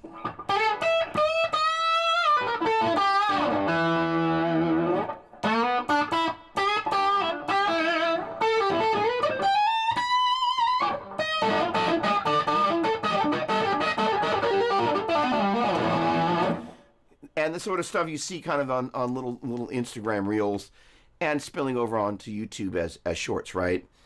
I've been kind of been preparing myself that I felt that my playing in that area was where I wanted to be before I started doing that. But he said something, and it's just kind of an aside about the teaching dimension of what I do, and I kind of went, I'm going to combine them together. So what you can do for me, Riley, is you have my email address. You know how to find me. I want you to send me as specific an email as you can. And this is, and first of all, the more specific about the sorts of things you don't understand, which means you're not going to necessarily have the language to describe them, even better. Because it's like, you talk about thirds and sevenths, or you talk about, how minor pentatonic blended with a mixolydian, or any of those things. The nuanced part of that conversation will be very helpful. A big part of what I'm going to be doing on the Instagram thing, I'm gonna try it. I'm going to see how it works. But it's going to be these 5 days, Monday through Friday, most likely, unless I get smart and decide to have 2 of the days be on the weekend. But the idea is the Saturday we would cover the thing that I did Monday through Friday of the preceding week, and then we get a chance to unpack that in theory. Then I'm able to build this community, but also support the people that I'm potentially engaging and getting to know on Instagram, and vice versa. You're able to kind of hopefully grow, and it's going to be largely pentatonic. But the idea is it's going to be covering a range of different types of things. And most of that is actually going to be like, hey, in my work for Worship Musician Magazine, I used to be the editorial director. I did the magazine's rebrand. I did the layout of the rebrand. One of the things I was involved in was taking the magazine from being a print magazine to being a digital-only magazine, which meant the design work that in the rebrand that I did was a vital part of helping that magazine grow to the point where the best thing you can do in a gig like that is actually be able to perform a duty and not be necessary for the success of the magazine to continue on. So one day, the publisher and I had a conversation. He said, you're doing less and less stuff. Stay on as a freelancer, and you can, be the gear editorial director, but, you're not as involved. You're involved in doing this. And it's a special thing. But one of the things I came up with a tagline was better by Sunday. And the concept is that the magazine helps worship musicians get better by Sunday. So I'm toying with the idea, since that was my tagline. I don't think my guy's going to get mad at me, but I'll reach out to him first. Better by Saturday. And the idea is that what we're doing Monday through Friday helps you get better by Saturday, and Saturday we can have a conversation about it. But the idea is that over the course of a week, there'll be 5 interconnected lessons that'll be around on a single concept, but each one of the lessons is going to take that idea and develop a little bit further. such that over the course of the week, you're actually growing your capacity to play the pentatonic. Because most pentatonic players have a tendency to everything that they've learned just focuses on, I find the note on a low E string and I play pattern number one, and I kind of know how to shift between the patterns. I know how to shift up and down between. But most pentatonic players, or players who utilize pentatonic, lack the language to describe, for example, 1 flat 3 4 5 flat 7 1. If I'm in B flat, that's B flat, D flat, E flat, F, A flat, B flat, to actually be able to go, what are the notes,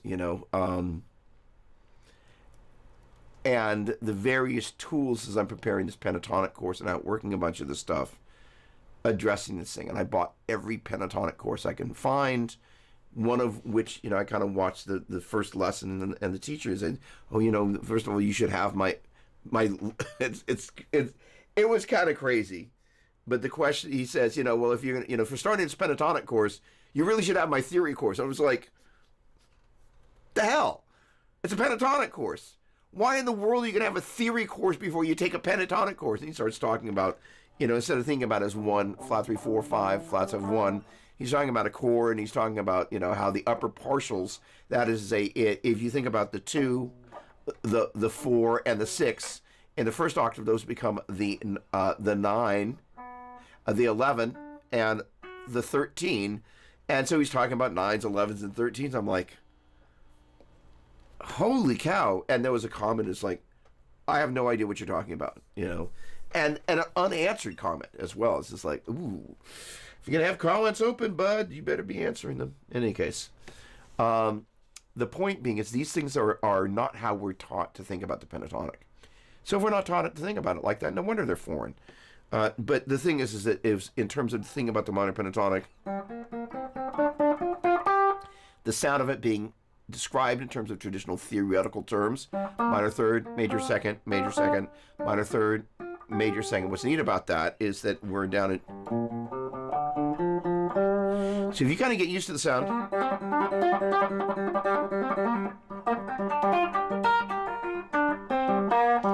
You can kind of begin to use your...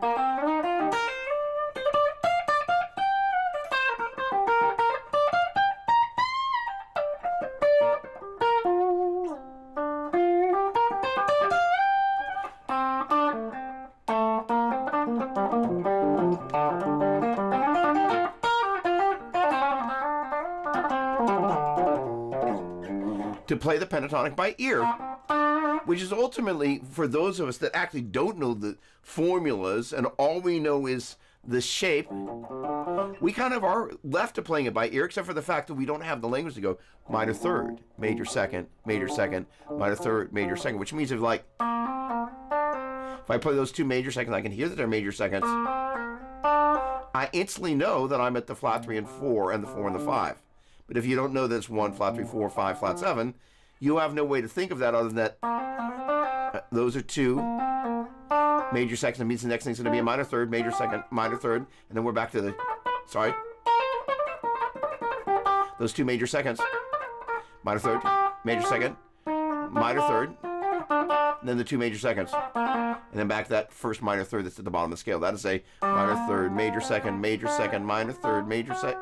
If I play my fingers in the right place, minor third, major second, minor third, major second, minor third, major second, minor third. So you kind of allow.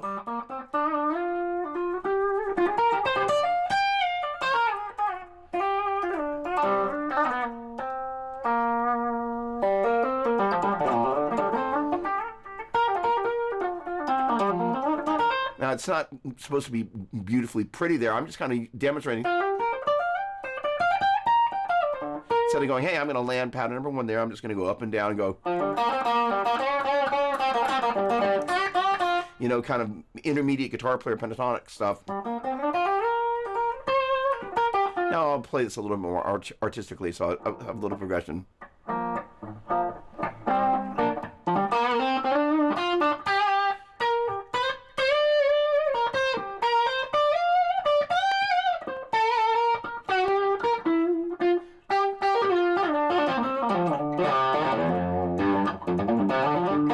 The idea is using your ear. Played a major second there instead of a minor third. But the next time I get there, by touch. Right there. I'm going to remember when I'm at that spot.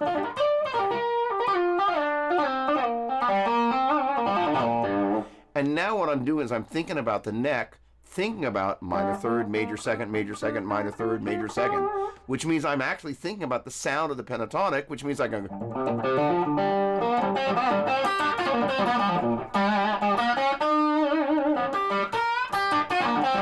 as opposed to playing blind where I'm purposely not. It's going to be my major second, another major second, which means I'm at my minor third, which means the 5 and the flat 7, which means when I finish that little flat 7, I'm bending the 1.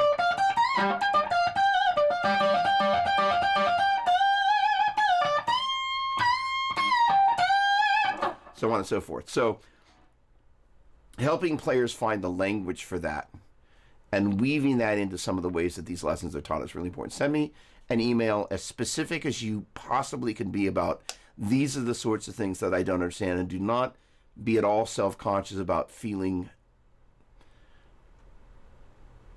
a lack of knowledge. Actually, the less you know, in many ways, the better it helps me. So it helps me to help you and help other guitar players. One of my favorite subjects, so thank you. I can't wait. All right. What's going on, Rick? Yes, the tribe. Come on. Awesome. You guys are having a conversation, and it is reversible, unlike an amp mod. We're continuing on with the Mr. Scary mod. If you're into heavy tones, it might be a good move. You kind of got me all curious about trying this. Tim, collectively, you're most certainly welcome. All right, Monkey Shredder. So this is a question way off base. What do you think of PV412 with Sheffields? Okay, not way off base at all. Over yonder is a PV Mace. And the speakers that are in there are Black Widows. So the Sheffields are supposed to be really, really good. And, you know, the thing is that, first of all, before the 5150, there was a period of time that PV was kind of and Joe Satriani with the JSX was kind of thought of as a kind of a second-rate brand. But you roll the clock back a little bit further, you think about Lynyrd Skynyrd. Lynyrd Skynyrd's sound was the PVs and the PV Mace. So when I bought that PV Mace, I went on a hunt to find a matching cabinet. I've told the story before here. The Mace I found kind of up in the kind of the edge of the gold country here in California, you know, where gold was discovered and whatnot. It was this church, and I don't know. I'm sure it was never used at church. But I met the guy at his church, and so I brought some cabinet with me just because it was before I had the PV cabinet. But I cranked that amp up, and it's so loud. But now I found the matching PV cabinet, which again, it's got the Black Widows in it. But PV has always had really good speakers. So there's an amp tech that I go to in the Bay Area here who works on everybody's amps. Like if you think about Joe and James and Kirk and Neil, you know, actually I'm not 100% positive he works on Neil's amp. I'm pretty sure he does. But the point being is like he works on everybody's amps. But he and I were having this conversation about the Sheffields. And he's like, oh, those are really good sounding speakers. So I have not personally played on them. However, those Black Widows that are, because the Mesa Boogies have got the C90 is also known as a Black Shadow. So the Black Shadows and Black Widows always kind of, I have to work to keep them straight in my aged memory. But dude, and does yours have kind of the built-in road case that you kind of had? You could take the front and back off. Those are really cool. There was a band in the Bay Area here called the Warriors. And Joaquin Leaveno was the guitar player for that band. He played with Jean-Luc Ponty before that. The drummer in that band was a drummer by the name of Narada Michael Walden, who played with the Mahavishnu Orchestra and produced the likes of Whitney Houston, Mariah Carey, Aretha Franklin. And the bass player was Randy Jackson. Yes, that Randy Jackson. And Frank Martin was the keyboardist, as I recall. But Joaquin was playing through what was a VT series, a PV, as I recall. And pretty sure the 412 cabinet he was playing through were using the Sheffields, which is, the name, it's their British-inspired speaker. They sound great. I haven't played to them, but as per what I have heard and what I've heard, they sound great. So this is not off bass; it's right on bass. So because we're talking about cabinets and speakers, it's all on. So thank you for your share. I like the Badlander, has plenty of gain. I need lower. I run a Mesa GEQ in the loop to boost the low end frequencies. Come on, all right. My brother's old 69 cab, which he had ripped the original toe locks off, was so loud your teeth would rattle. I love that. 100 watt super lead. Yes and amen. Ron, what's going on? The big amp sounds incredible, but who's going to carry it to the gig? Not me. So, for those of you that are a little bit older, if you ever need to move a 412 cabinet, the thing that you can do, it's super important. 2 stories here. 5 minutes. Set an alarm for 10:59.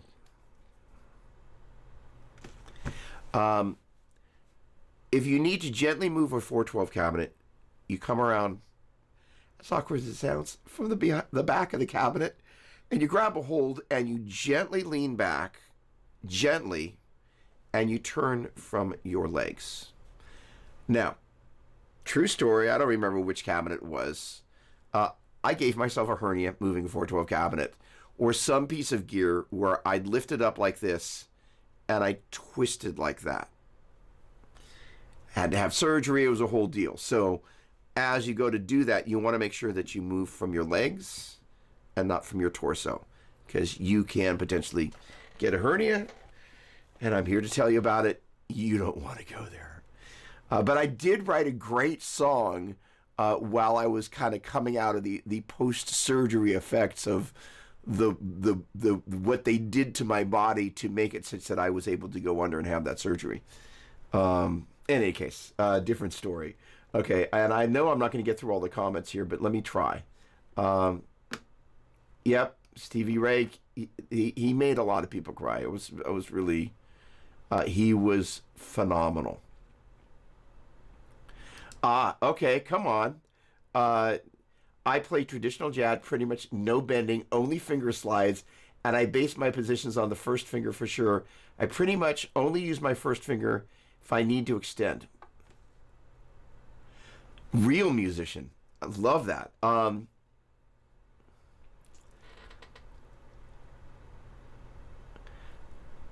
First of all, much respect. And, what I love about that is that, if so many of the things that are part of my playing, yes, they're, for me, really nuanced. So I'm always looking for little things I can add to my playing. So my new one, as of it was this morning or yesterday, I'm at the 5, and I add a little vibrato at the end, which you're not going to be able to do with what you do because the strings are about that big. But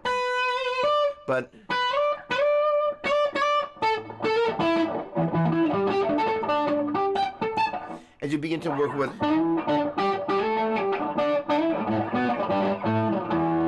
octaves or whatever, where you don't have that, I'm gonna call them tricks, but they mean much more to me because they're nuances.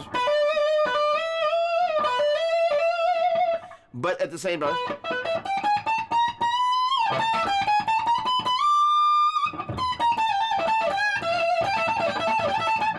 but there are, if you said, do they fall at all into the guitar tricks department? They kind of do, but at the same time, I'm always trying to go, how can I get as much